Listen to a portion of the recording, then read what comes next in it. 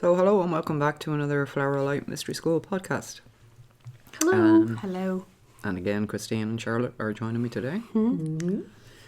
So, I think just maybe following on from the last podcast, we were talking about Fionn's letter. Mm-hmm. So, for me, it's interesting. I grew up in an area called Fionnghlas, and I always used to wonder, why was I born there? Not born, but you know what I mean, grew up there. Yeah. And when I was younger, my focus was on Egypt and going to Egypt, and Mm-hmm. so to me, it was like a million miles away from Egypt. It had no connection to Egypt. It had nothing to do with Egypt. So I always used to wonder, why was I born? Why was I born here? But so one of the interesting things I discovered over the years about Fionnghlas is if you look up the name Fionnghlas, it'll tell you, it means clear stream. Yeah. Yeah. But if you look up both Fionn and Glas, which is the Irish for Fionnghlas is Fionnghlas. Mm-hmm. If you look up Fionn independently, just on its own, it'll tell you it means clear, white, blonde, sometimes white, bright. And if you look up Glas, tells you it means green. Yeah. So when you put the two together, they've come out with clear stream. Yeah. Okay, but the two individual words actually mean white, bright, clear, and green. Yeah. Yeah, gloss and Irish is green. Mm-hmm. So white, green, but Fionn and Fionn also relate to the sun, Mm-hmm. Like, for example, it's a name that a woman would give her male child because he's her son. Yeah. Do you know what I mean? Yeah, I do. But it also relates to the S-U-N. To the S-U-N, to the sun. Exactly. Mm-hmm. So one of the interesting things, I find anyway, again, kind of approaching these things with looking at not the literal information, if you know what I mean. Mm-hmm. But looking at it from a deeper, more profound perspective at the commonalities. Yeah. Again, as we were talking about in the last podcast, and really it is this podcast is kind of interconnected, you would say, with the previous one. Yeah. Yeah. We talked about. Of course, we're talking Fionn's about ladder. Fionn's ladder, and now we're talking about Fionnghlas, which is Fionnghlas. Mm-hmm. Well, I don't mean it's Fionnghlas, but it's. It connects to it. That's the name of the place which I never knew was related to any of this. Yeah. So it's for me it's extremely interesting. So I would imagine anybody interested in the Egypt-Ireland connection, would find it interesting. So why do I say the Egypt connection? Well, so what we find in Kerry, of all places, in an area called Glen-Scota, or Glen-Scotine, is a stone circle. Yeah. And it is known as the burial place of somebody named Scota. Yeah. A lot of people might be familiar with Scota. And Scota is said was an Egyptian princess. Yeah. So that's why I was mentioning Egypt there. So we've definitely done podcasts on her before, I'd say. Yeah. So this Egyptian princess Scota is it's said that she's buried in Glen-Scota in Kerry. Yeah. And it's if you've ever been there, I've been down there a few times, but it's not an easy place to either find or to access. And it seems like the locals don't want people going there because they let it be overgrown, full of mud. Yeah, it's hard. It's not an easy place to find. But it is accessible. But, I mean, there is a signpost and there is a marker in the form of... there was an obelisk erected there. And on that obelisk has the symbol of Akhenaten, so the sun with the rays, you know. Yes. Again, you know, connecting to Egypt. Yeah. And as I would have mentioned in a podcast previously, that I think I mentioned it anyway, that Scota is the sister of Tutankhamun. But which sister? This isn't like an ancient statue though, right? There's somebody, like an artist made that recently. Oh yeah, right? Yeah. Um, Just from my head. Someone who knew the significance. Yeah. Left it there. Ironically enough, it was that woman Elena Danan. Yes. Um, Who lives in... it's interesting, yeah, Dingle, because that's it. she was actually connected as well to the Bob Brown situation at the Giza Plateau, That's correct. where the tunnel collapsed. Yeah. I was there at that time as well. That's just another synchronicity, but anyway. That obelisk is erected at the out on the road. Yeah. As you come into the gate. Yeah. Yeah. It would be a marker to show you where the place is, but previous to that, you know, it's a difficult place to find. And even when you do get into the actual, I suppose you'd say, field, you know, Down you have between to two go streams. down, walk down quite a long way, then you have to cross Across over. two bridges. I think it's three. 3. Okay. I think it's 3. I haven't been there in a while, so yeah. I think it's 3 bridges you have to cross over. So you have to cross over this stream that's there 3 times before you get down to Jeez, the... does that sound like a ritual incident? Well, you know, you have to cross over the stream 3 times to Yes. get down. And then you also come up upon this big, huge stone that if it's mucky, you're glad it's there because you can walk across it rather than the muck, you know what I mean? Yeah. But, and then you eventually get into the clearing where the stone circle is. But you're right, it is a ritual. And I mean, the last time I was down there actually was in Storm Ophelia, do you remember? I remember you went Was down. it Ophelia? It was Ophelia, yeah. the big like Oh, it hurricane was type crazy. storm. But but it's a beautiful place, you know, really peaceful, beautiful place. Oh, it has amazing energy. Yeah, the energy is amazing there. All the trees are twisted down to the water. Yeah, and the interesting thing, you know, the connection there as well about the water, is the stream that runs in front of that stone circle, and the one that you have to cross 3 times on the way down is called the Fionnghlas-Ireland-Scota-Cymatics-Egypt. Oh, that's right. Ah. The Fionnghlas-Ireland-Scota-Cymatics-Egypt, Yeah. you know. And as I mentioned earlier, if you look up Fionnghlas and its Irish name, which is Fionnghlas, the meaning that you'll find is that it's a clear stream. But as I said, if you look up Fionn independently and then Glass, it'll tell you Fionn is white, bright, fair, and Glass is green. So, you know, I think again, looking at it from the eyes that are looking beyond the 3D, if you know what I mean. Not the eyes, maybe the eye, I should say. Well, the third eye. You know? Which is where all this knowledge is embedded. That's Like it. we talked about in our previous podcast. Exactly. The eye is the uniting factor between all this knowledge, right? Yeah. From a Yeah. knowledge. Anyways. Yeah, no, yeah, that's right, Charlotte. You know what I mean? And so I think it's interesting, you know, that it means clear stream. Yeah. In the sense that I'm talking about as what you've just mentioned, a clear stream of knowledge and wisdom Yeah. descending down through the lineage of these people that are connected by their direct experience of this knowledge and wisdom. Yes. And that Not one- about what nationality they are No, exactly. or what country they come from, you know. It's they're united by their direct knowledge.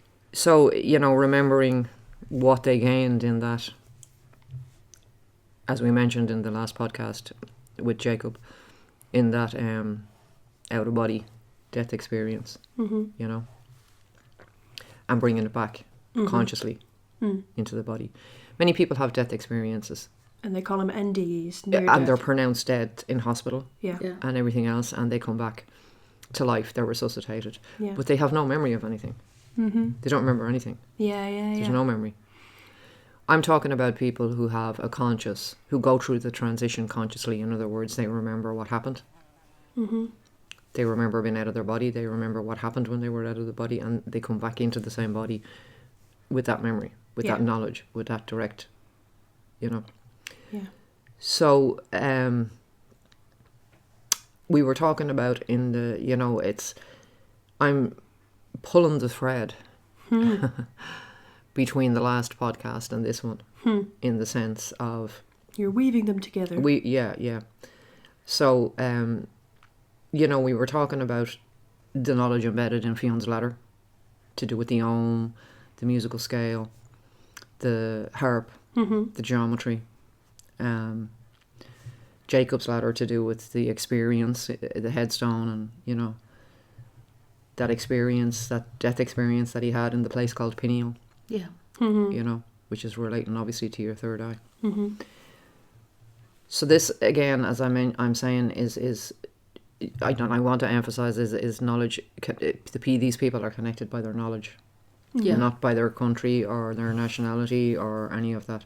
It's the wisdom keepers. So when we think of Om, for example, when we're talking about the writing, do you remember? Yes. People would call it Ogam.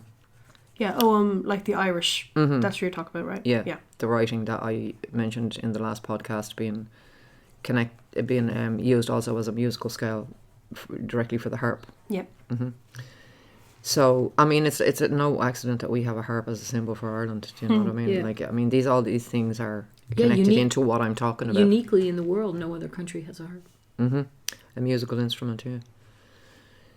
So we're talking about sound, obviously, and Om being, for example, the Hindu Om. Yes. And if you look at that symbol as well, the Om symbol, Oh, in the Hindu culture. Yeah.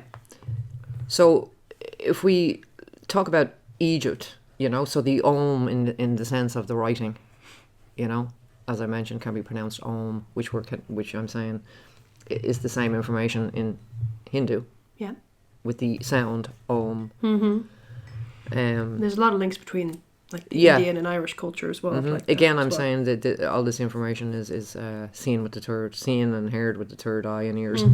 You've third ears as well. Yeah. Exactly. Well, you know what I mean. Well, you do. They're connected. All your senses. They're all together in the same space. So yeah. So then, if we want to look at Egypt and we look at, in Egypt there was Amun. Amun was a prominent, as people might say, god, in ancient Egypt. But again, if we look at Amun, and Om, and Ogum or Om, were in those three, Ogum, Om, and Amun. Okay? Ogum, we're talking about an ancient Irish culture. Om, we're looking at Tibetan. Hindu, Tibetan. Amun, we're looking at Egyptian. And what I'm asking you to do is connect the thread with the sound. Yeah. Do you know what I'm saying? That they're all linked. They're like a similar sound. That's so the frequency. How I'm trying to frequency is the same. Tell you how these people are connected. Not just through the sound, but what I'm saying is the knowledge of this sound is embedded in the ancient writing system that we call Ogum or Om. In the sound of Om, and it's not just the sound. I mean, this is like for the Hindus, Tibetans, and not just there's a whole body of knowledge connected to that sound and the symbol. Like the frequency, like in like cymatics or something, like that's cymatics, yeah. That sound conveys a vibration and like a geometrical configuration. Well, that's a good point, because in terms of, for example, Amen, Amen is what is said after the end of every prayer. Yeah. In all religions, they say Amen. And is that a distortion? Well, no. What I'm saying is, the sound. If you think of the cathedrals, that were constructed perfectly geometrically constructed cathedrals, they were constructed according to sacred geometry in order to interact with the sound. Yeah. Okay, so then you have a whole body of people inside that cathedral, and they're all saying Amen, Amen, Amen. It interacts Yeah. with the sound. You know, even the organ pipes in the cathedral interact in their original Yeah. And the function. spires and everything are grounding energy as well. I'm not saying that's what they're using them for now. I'm saying that's their original Intention and function. Yeah. Is that the people inside, the structure itself, and the sound they make all interact, resonate, and unify Yeah. as one, you know? And the same could be said for the ancient temples, pyramids, mounds. Do you see what I'm trying to say? All the architecture all over the world, ancient architecture all over the world, is created according to sacred geometry. Yes. Structure creates sound. Yes. The structure itself will emit a vibration, Yeah. as everything does. The seven hermetic, well, actually, the principles of math, but a lot of people know them as the universal laws or Yes. the Yeah, hermetic principles, Yes. like Hermes, for example. Hmm.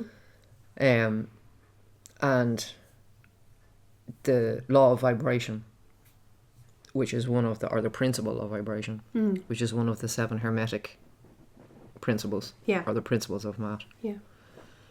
is that everything vibrates. Right. Nothing is still, everything vibrates. Yeah. And if From matter. something vibrates, then it makes a sound. Yes, That's exactly. We don't hear, we only hear a small percentage of sounds, Yes. you know, Yeah, but it's with our vibration of 3D frequency. ears. Well, that's how it So- changes in terms of the actual geometry. The octaves go up and down, and immediately, if you see a cymatics thing, it changes to reflect that The more sound. sophisticated sound that's being. Those experiments were done in the Great Pyramid, where they got a vibrating plate, and put sand Yeah. on it. And usually those cymatic experiments are done with the introduction of sound into the plate, but in this instant in the Great Pyramid it was people chanting. Yes. And the plate itself, and the I think it was sand probably on the Giza Plateau. There's a lot of sand around there. Yeah. They So usually it's- do it on the vibration within a metal plate, right? Yeah, and so they chanted, and like what you're saying, that the cymatic change, like in other words, when you hit a certain pitch, That's it. Yeah. the sand Symbol. Yeah. the sand on the plate will vibrate itself into a perfect geometric shape. That's it. And as you change up or down frequencies or pitches, the shape that the sand is taken and making will Yeah. change shape Yeah. Just immediately immediately. goes into the next one. But it's only if you're hitting sacred notes in relation to the sacred geometry. Like, there is discordant sound that will Yes, make that of course, sand just yes. look like a pile of like nothing, Yeah. chaos, you know. Yes. So, for example, where energy lines intersect, they create a nodal point, you know, which, you know, I was talking about the cathedrals Yeah. in the geometry, you know, which is, they're basically created according to sacred geometry, you know, which interacts with the sound. So, if you consider the ancient structures all over the world, like just talking about the energy lines intersecting, or ley lines if you want to call them, the intersection of two or more lines is a nodal point at the center of where they intersect.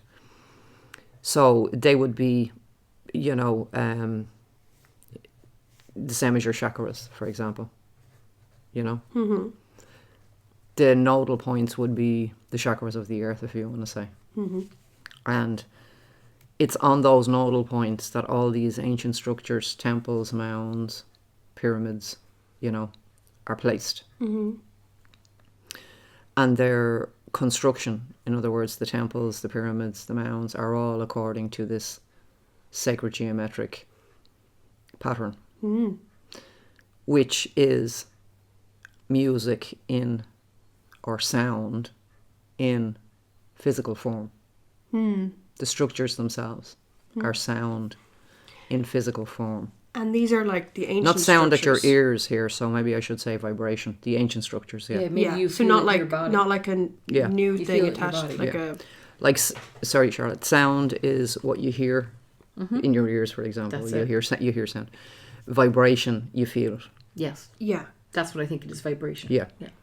And I think it's like also relating to like the structures themselves, like as like a vibrating form of matter. Like that's what you're talking Exactly, about. Like, yeah. the physical form of like it's not just like The structure itself yes creates a like the vibration. structure atomically and because it's all frequency, Exactly. as we were. And the vibration these ancient structures create are the same as those sounds that you make when the vibrating sound on the plate takes a perfect geometric shape. Yes. So the sound and the structure yeah. are one. Yes. Do you see what I'm trying to say? Yeah. So, Like the structure is frozen sound. well, when we consider it, go back to what I was saying about you know, Yeah. this sound is considered sacred by very many millions of people around the world, ancient, present. Why?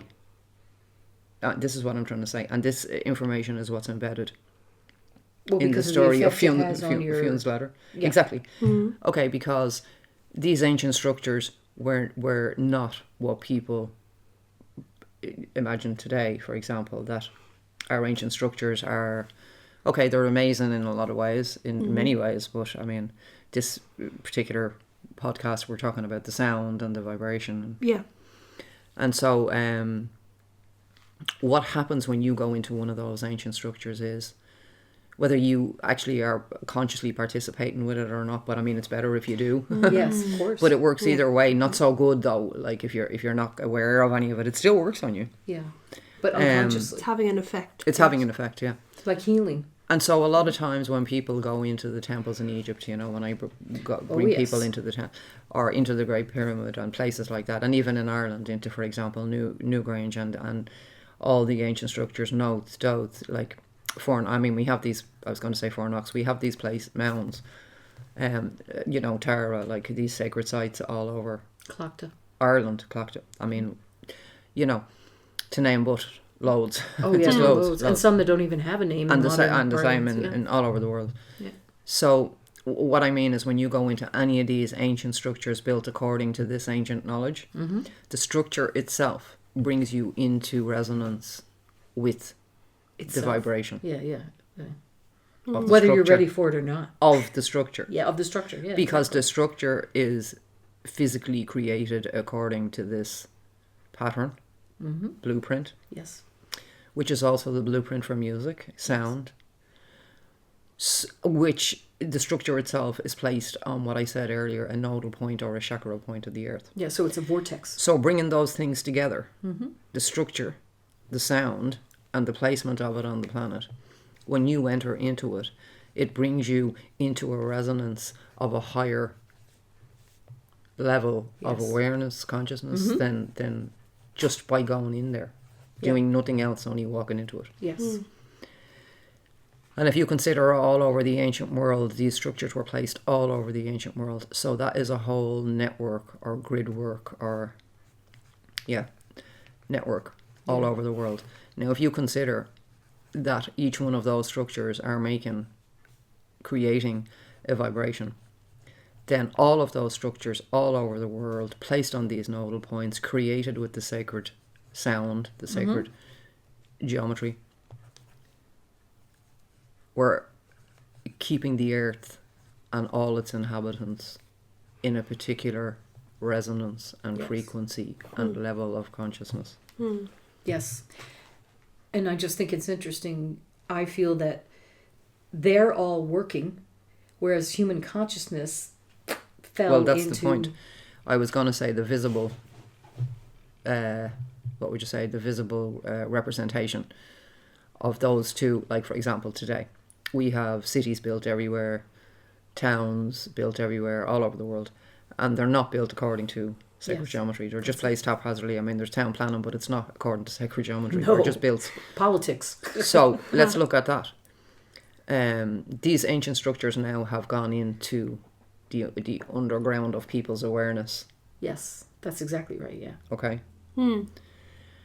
And what's to the fore now is the modern world. So we have all our modern towns and cities, and as my Material friend John things. Anthony West used to say, Yep.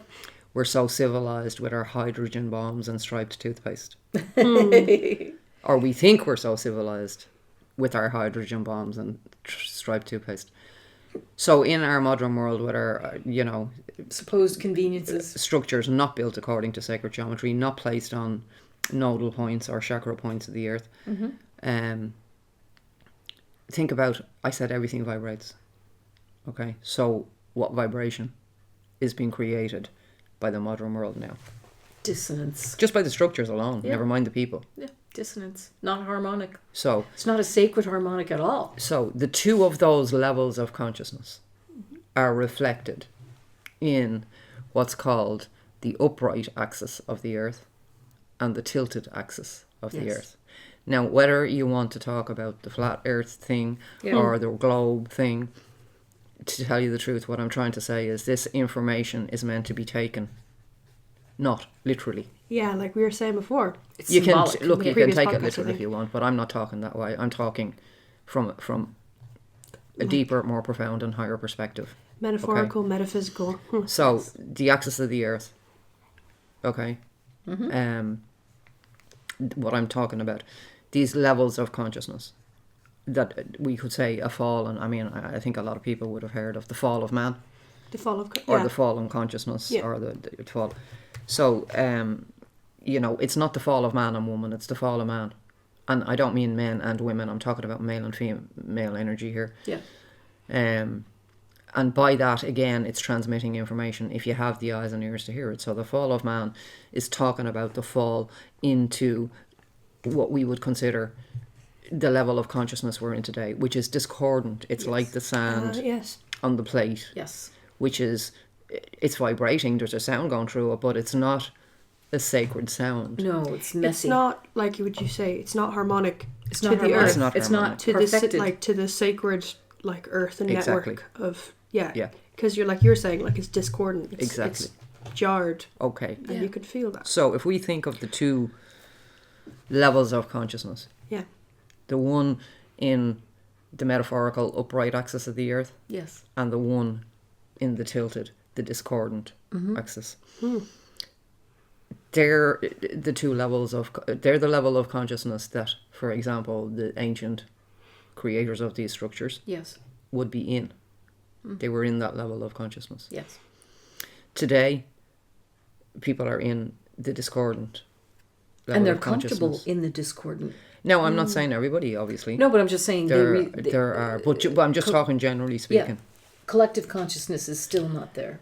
Although, It's rising, this but- is the point of my podcast, is because the Irish people are the wisdom keepers of the world. They are all their mythology. I say their, I mean I'm Irish. So all our, I should say, Yeah. mythology. Because mythology is not. People discard mythology as like stories. They're just story. They actually embed the most profound knowledge. Of course. And on the landscape of Ireland is written all this ancient information. But in a language that we don't understand, which is, and I think I've discussed this before, is the language of symbols. So the symbols.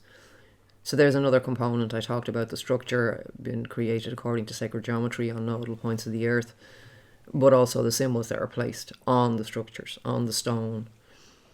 So in Ireland, the glyphs like the triple spirals, and in Egypt, the hieroglyphs, Again, they're all vortex. well, again, they're all relating Yeah. to sound, to vibration, to sound. So, we've come a good way from Fionnghlas to Yeah. Fionnghlas to Fion's ladder. yeah. So And I think we'll wrap this one up here for now. And again, thanks very much for listening. I hope it was informative and Hope you it know piqued that you your curiosity. yeah great. So talk to you again soon. And again, thanks for listening and sending lots of love.